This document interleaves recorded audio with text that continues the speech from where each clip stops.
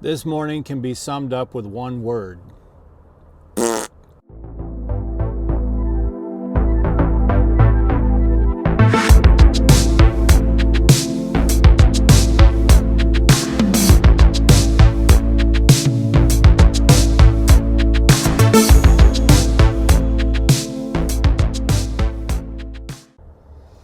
What's up, you guys? Eric here, Driveline World's Okay, steering wheel holder.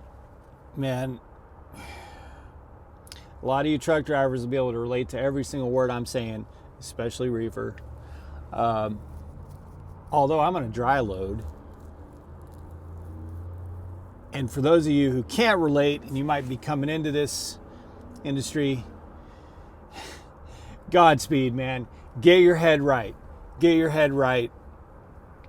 If you're sitting in orientation at one of these companies or something, or you're trying to do some research, man, just get your head right. That's all I can say. I just went through, let's see, what time is it? I've been at this receiver for an hour and 15 minutes. And then that hour and 15 minutes, the only thing that I've accomplished is being shunted around 2 drop lots to end up in the spot that I'm in now. But I've been like backing into spots for over an hour, because I get to this 90 and I can't show you or describe it because it's a sensitive load. But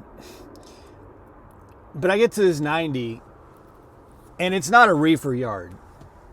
First of all, not only is it not a reefer yard, it's basically a box truck yard. It's not even a 53-foot trailer yard. It has 53-foot trailers, but those trailers are taken in and out by one of those little day cab, like they're kind of like a mule truck, but they're kind of for going on the road, but they're also a mule truck. It's kind of like a little tiny day cab thing. So, it's night and day. Look, I drove a yard truck. I can tell you, it's night and day. So if you're a yard truck mover or a yard mule, yard dog, whatever you want to call it, and you think that it's similar to back one of these things up into a spot, I'm going to tell you, it is nowhere close. Nowhere close. So I get over there. First of all, I've been out running snow all morning. Because the snow was like right on my ass the whole morning, and I was just trying to get ahead of it and outrun that shit. And I made it out relatively unscathed. I had pretty whiteout conditions for about 20 or 30 miles, not the last 20 or 30 miles, but coming from Virginia into North Carolina, I definitely had, it was sketch coming down that pass. But once I got to the bottom of the pass, I was out of it. But anyway, I was outrunning that. So kind of going through that whole stressful situation. And then I get to this 90, and it's hard to describe this, but you enter into this gate, and there's trailers to your left along this fence line, and then there's the docks. Now the trailers in the docks and the trailers on the fence line are ridiculously close to each other. Again, not made for a full-size semi-truck and not really made for 53-foot trailers. But if you have 53 trailers, it has to be with one of those tiny little trucks. So I pull in there and I'm like, okay, how's this going to work? Because not only can I barely get into any of these docks, I certainly can't blindside in here. They're like, that's just not going to happen. Like, I'm not even going to try it. There's no circumstance in which I would try, because there was a dead end at the other end. So you either had to back out of this facility or figure out a way to get turned the other direction. So there's nobody there. So I take it upon myself to take my time back into one of the only spot available that's on the fence line. And let me tell you, it took some work. It took 3 or 4 get out and looks. It took some work, and that was just so that I could then pull out of that spot, turn the other direction, and then back to this dock. So at least when everybody got there in a few minutes, I would be in the right direction to it, where if they said, okay, we need you to go to a different dock, at least I'm in the right direction. At least I come out, go left, and then back towards whatever dock they want on the driver's side. So at least I spent a good deal of time getting in the right position to be able to actually get in a dock when this place opens and gets all busy. So I've done like something that I would think is appreciated by everybody there, and got myself out of the way, got myself turned around in a yard that you cannot make a U-turn in, and and positioned up to be able to be unloaded. So I think it's probably about 30 minutes after I arrived, maybe 40 minutes after I arrived, someone who's walking around the yard comes up to me and says, yeah, you can't be over here. I'm like, what do you mean? I'm delivering here. Like, yeah, but your appointment is not for another 35 minutes. Okay, my appointment's in 35 minutes. What do you want me to do? What do you want me to do? Like, I was only a little over an hour early. So what? My appointment's not in 35. Where do you want me to go? Like, I'm in a city right now. There's nowhere. I can't park on the avenue outside of this place. She goes, there's a facility exactly like this one, built exactly like this one across the avenue. So make a right, then you'll go about a block or so, and then go left, and you'll go behind that facility, and it's a replica of this one. It's a different company, but some of our trailers are over there. So just go in there. Don't back into one of the docks. Back in on the fence line. I'm pretty pissed about this, because all that work I did to set myself up, now I have to go over there and do again. Because as I was leaving that lot, the one that I have an appointment for and the one that I'm supposed to be at right now, all these day trucks and box trucks just started flowing in when they open, and it's just an absolute circus over there. So now it's even worse than when I got there. And when I got there, I did the responsible thing of figuring out how to get myself turned around and getting myself out of the way at a dock that didn't appear to be used for an appointment that is the time of right now. So I come over here, and it's the exact same yard. The only difference is the building's on the other side, so the docks are on your driver's side, and the fence line is on your blind side. So what do I have to do? I have to back into a dock, very tight, but at least that's my driver's side, then get out of that spot without dragging the end of my trailer on another trailer, and then back into one of these spots. But here's the thing.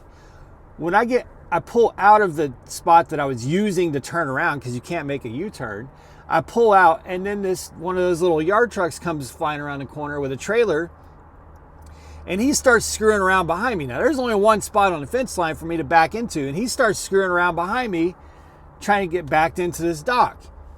So I have to sit there and wait. I got to roll my window up because it's starting to drizzle here. So I have to just sit there in the middle of this yard and wait for this guy. And I'm watching in my mirrors. Dude's getting out of his truck and walking around, talking to other people and just having a good old time. And it's like, bro, please, I'm trying to get out of the way. I'm trying to do what you guys asked me. I'm trying to back into the spot. Get out of the way, Like, I'm just losing. Why am I over here in this other company's lot to begin with, instead of over there at a dock that I just spent 30 minutes trying to work myself into, which I now have to go do again, apparently. And so I'm sitting here for like 5 or 10 minutes just watching this guy just screw around. And I'm like, get out of the way, dude. I have to I want to back into a spot. So I'm not just sitting here in the way. So then he finally disconnects from this trailer that he puts into a dock, and he comes swinging around to my window and goes, hey, you can't be sitting here in the middle of the lot. I'm like, bro, are you kidding me? I'm sitting here waiting on you.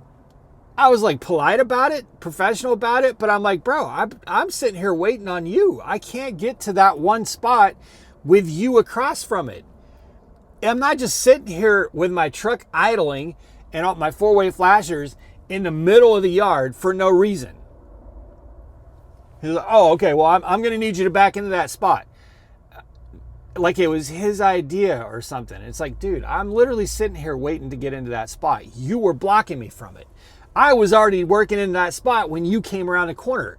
You know what I'm saying? So now I'm sitting over here in this place that took me 20 or 30 minutes to get into a spot that I can actually escape out of when they actually call, after spending 30, 35, 40 minutes over there at their building where my appointment is supposed to be, trying to set up to where I can actually get to a dock and get out of that place. And now I got to go do that again when they call.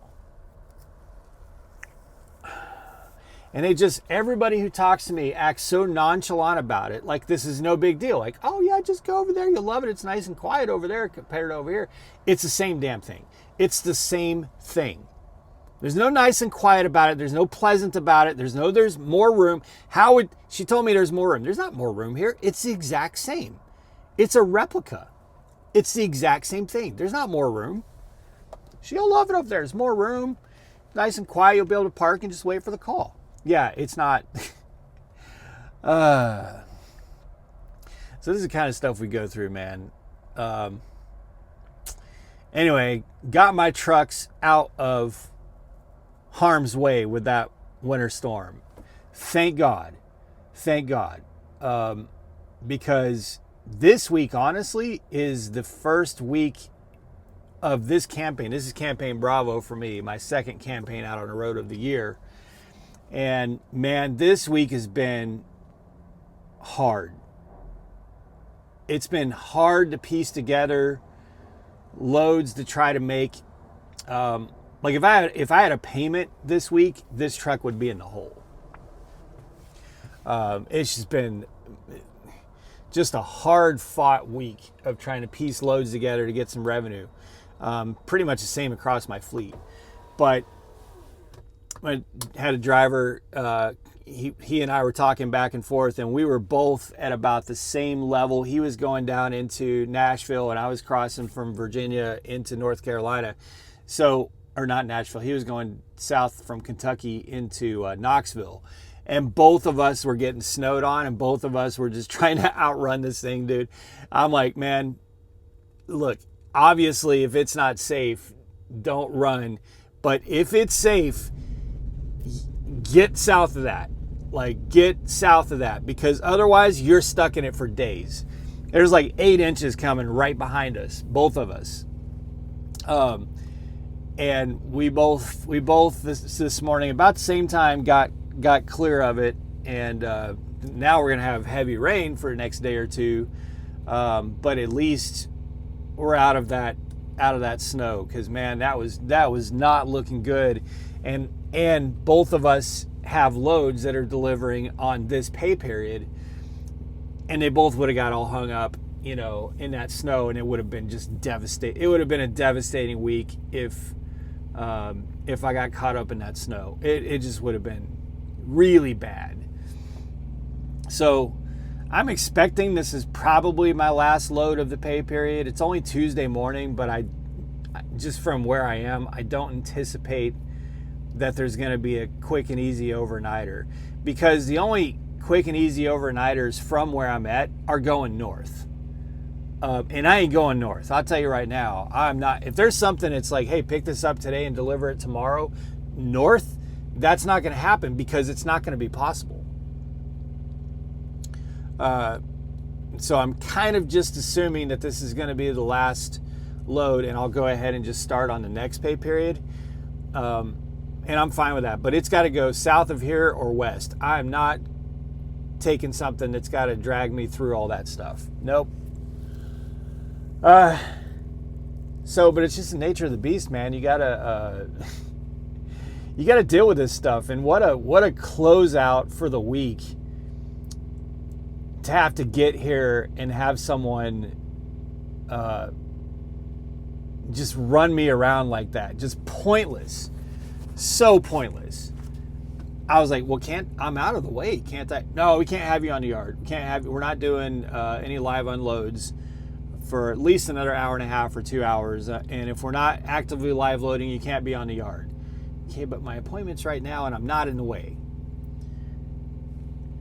Doesn't matter. Logic doesn't matter. Like, there's sometimes there's just pointless, ridiculous rules that cause problems for you that people just make up out of thin air, but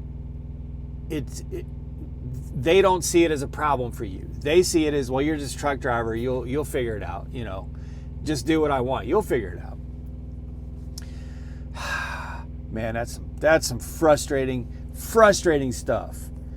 And then also, I'm just not near any washouts. I'm not near any parking. So it's just, what am I going to do from here? How long is this going to take? What's the traffic going to be like? Because I'm in a city, and it's just, I'm reaching that point, man. I'm reaching that point in the campaign where I'm like, all right, it's time for this campaign to come to an end. Because there's a certain line that I cross after a few weeks. It used to be long. I used to be able to run 5 or 6 weeks solo, and it wouldn't start really eating at me until after a month. Now, when something like this happens after my 3rd week out, I start to really, my patience with the road starts to grow very thin. I start to look at how long would the bobtail be to just call an audible and go home? It would be very, very far where I'm at right now. Over 1,000 miles. So that's not, but don't think I didn't look at it this morning. Even though I knew it was probably going to be that far, I was like, well, I'll just look at, let me just see if some miracle it's only 500 or 600 miles. It ain't. So, but I am definitely at the point of, okay, well, if there's something, even going in that direction, even if it doesn't go that far, I'm probably at the end of this campaign. That's just,